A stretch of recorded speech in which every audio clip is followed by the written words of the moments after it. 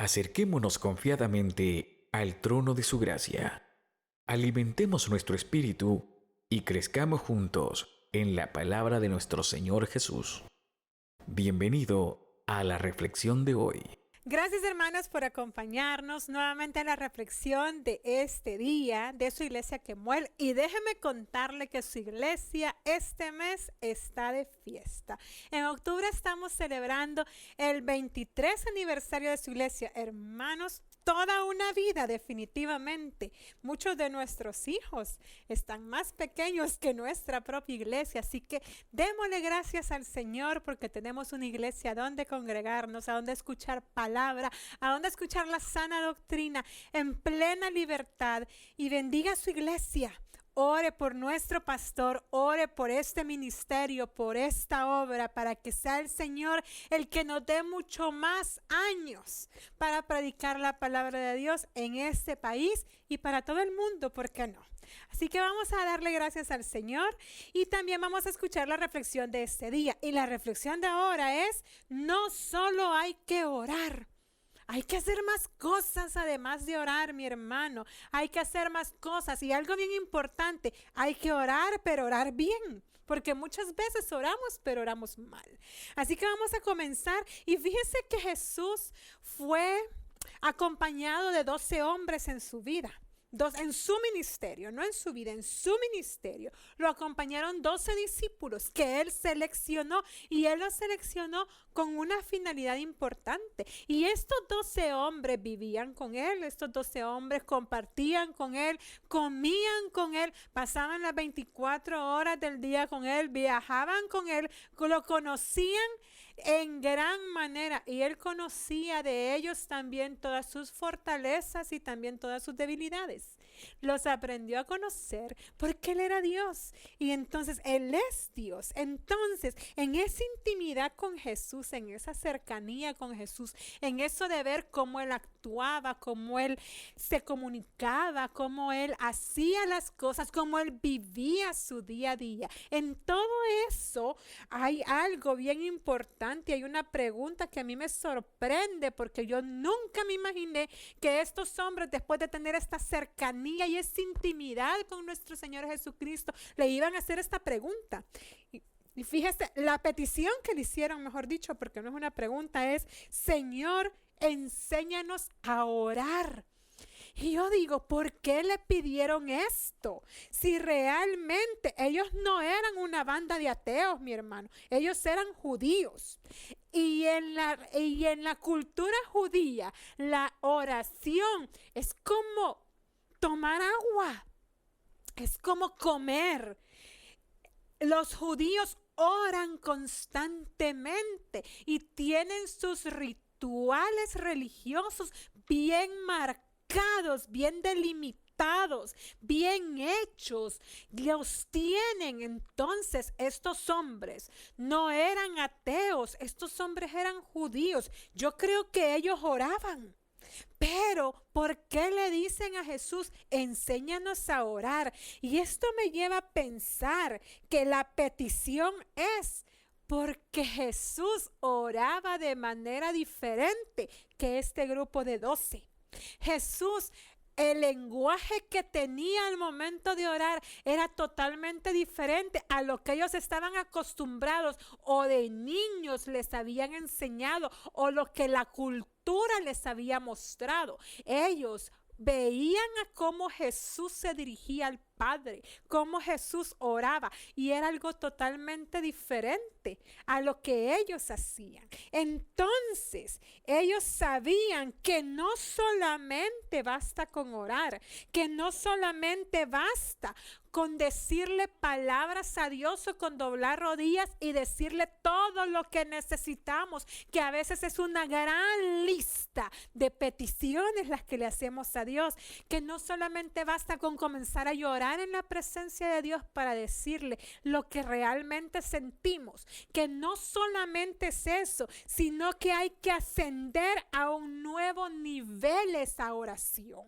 Hay que llevarla a un nivel más grande, porque hoy en día, en el tiempo que nos está tocando vivir, mis hermanos, hay una necesidad más grande que tú y yo como cristianos aprendamos a orar. ¿Por qué? Porque como cristianos vivimos como cristianos. Posiblemente nos subimos al carro y escuchamos alabanzas. Posiblemente, con suerte, tenemos una radio cristiana en nuestro carro y escuchamos alabanzas. Posiblemente llegamos a la oficina y encomendamos nuestro día a Dios y le decimos, Señor, ayúdame, ayúdame, Padre. Le decimos gracias por este nuevo día. Pero no tenemos esa relación de intimidad que Jesús tenía con el Padre al momento de orar. No logramos tener esa relación de intimidad porque como cristianos nos hemos enfriado en la necesidad o en la disciplina de orar. Y eso es lo que nos está pasando. Entonces, la reflexión de ahora, yo quiero dejarte dos ideas principales. Número uno es que tú y yo nos retemos a orar más y a orar bien. Esos son los dos retos de este día, que aprendamos a orar, que no solamente hablemos en el nombre de Jesús lo que le decimos al Padre, sino que además de eso, hablemos mejor con el Padre, nos comuniquemos de una mejor manera. Y eso es lo que yo quiero que aprendamos este día. Y fíjese lo que dice Lucas 11:1. Aconteció que Jesús estaba orando en un lugar. O sea, ¿qué estaban haciendo los discípulos? Estaban viendo cómo él oraba. Ellos sabían que él estaba orando. Yo no imagino qué es lo que pasaba cuando Jesús se dirigía a su Padre. Se imagina. Yo no sé si usted ha vivido, hermano, o ha visto personas que son fuertes en la oración. Yo una vez tuve la oportunidad de estar cerca en una habitación de hotel de una pastora que viene a nuestro país a predicar con otra iglesia a hacer eventos.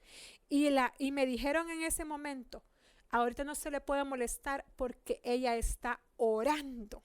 Era 45 minutos antes del evento. Y hermanos, en ese pasillo, usted llegaba y sentía escalofríos.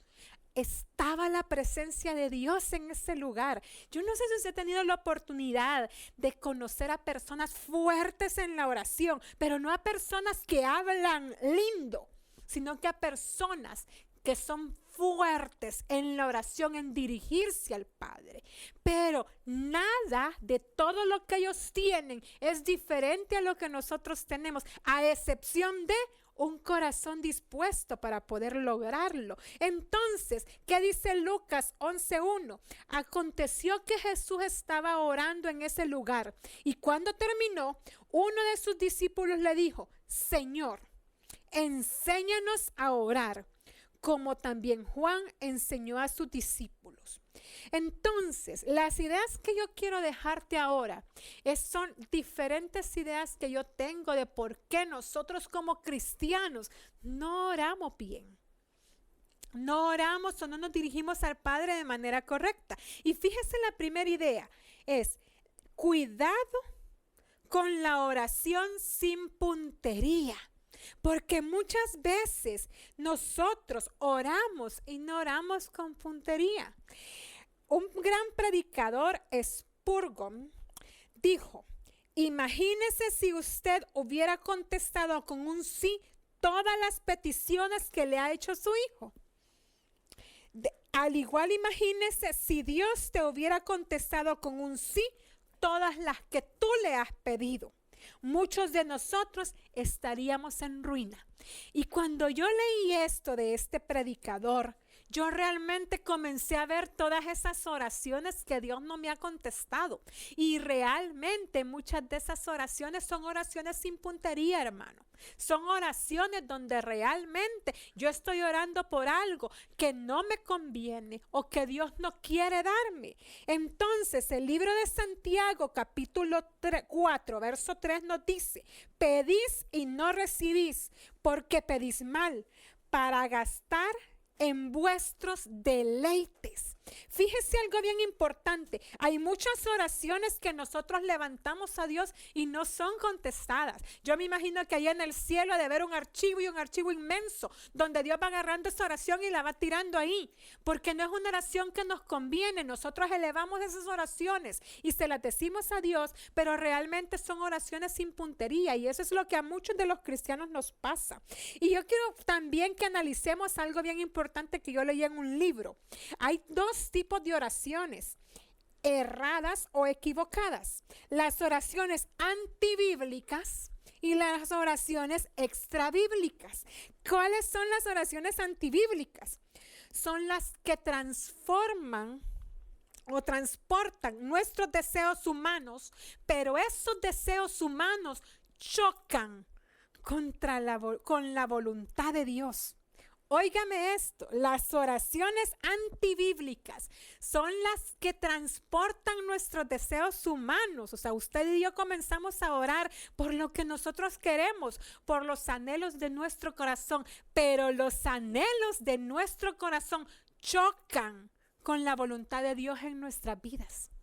Entonces, esas son las oraciones antibíblicas, y las oraciones extrabíblicas son las que transportan las prioridades erróneas ante lo que Dios quiere para nosotros. Dios ya tiene un plan, pero nuestras prioridades son otras.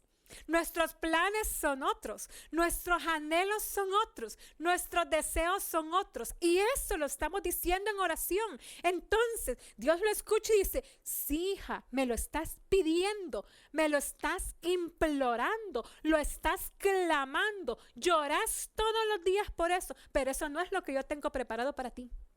Eso no es lo que yo tengo para ti. Me estás pidiendo algo que no te conviene. Me estás pidiendo algo que no te conviene. No te va a ayudar a crecer. No te conviene. Entonces, ambas oraciones deshonran la gloria de Dios.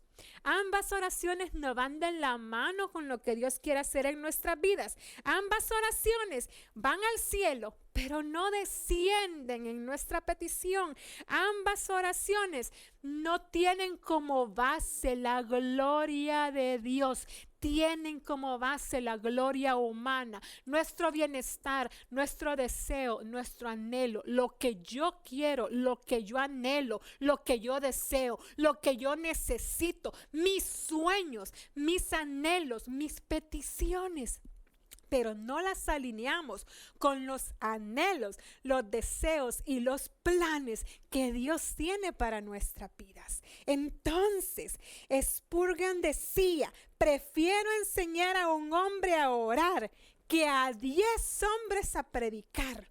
Porque como cristianos nos encanta leer libros de motivación, libros de cómo aprender a predicar, libros de cómo aprender a hacer miles de cosas o a superar cosas, pero no nos gusta prepararnos para orar. No nos gusta prepararnos para hablarle a Dios. Entonces yo quiero darte ahora 4 consejos que te ayuden a mejorar en tu manera de orar, en tu manera de dirigirte a Dios, aparte de los que ya hablamos. Y el primero es: usa tu cabeza y tu intelecto para orar. Y deja que el Espíritu Santo obre, porque muchas veces necesitamos analizar lo que estamos orando. Necesitamos analizar lo que le estamos pidiendo a Dios. Necesitamos analizar y pensar lo que realmente le estamos pidiendo, porque muchas veces doblamos rodillas y nuestras oraciones se vuelven miles de palabras, pero no estamos analizando lo que estamos diciéndole. Ya no se diga cuando nuestras oraciones se vuelven mucha repetición de lo mismo. Ya no se diga cuando no analizamos y comenzamos a dispararle a Dios nuestros deseos y nuestros anhelos a diestra y a siniestra, pero no estamos analizando realmente lo que le estamos diciendo a Dios. Entonces yo quisiera que este día tú te detengas y analices tu oración. Analices lo que le estás pidiendo, analices lo que le estás diciendo a Dios, cómo le estás hablando, qué es lo que le estás pidiendo, qué es ese anhelo de tu corazón, cuál es de verdad la esencia de ese anhelo de tu corazón. Segundo, conoce el propósito de la oración, porque sabes, mi hermano, algo bien importante. Mientras no sepas, dice John Piper, mientras no sepas que la vida es una guerra, no podrás saber la razón de la oración. Eso dice este predicador. Es importante que sepamos cuál es el propósito de la oración. El propósito de la oración es que tú y yo tengamos un hilo comunicador con nuestro Padre, que tú y yo nos podamos comunicar con Él, pero también tiene otros propósitos. Tiene un propósito que el Espíritu Santo cambie tu manera de pensar. Porque cuando tú estás orando y le estás pidiendo algo a Dios, pero Dios te contesta y no te da paz, ¿qué te está diciendo el Espíritu Santo? Que por allí no es. Entonces, mi hermano, deja de orarlo, apártalo. Y dile, Espíritu Santo, entendido que este es el anhelo de mi corazón, pero tú no tienes este plan para mí.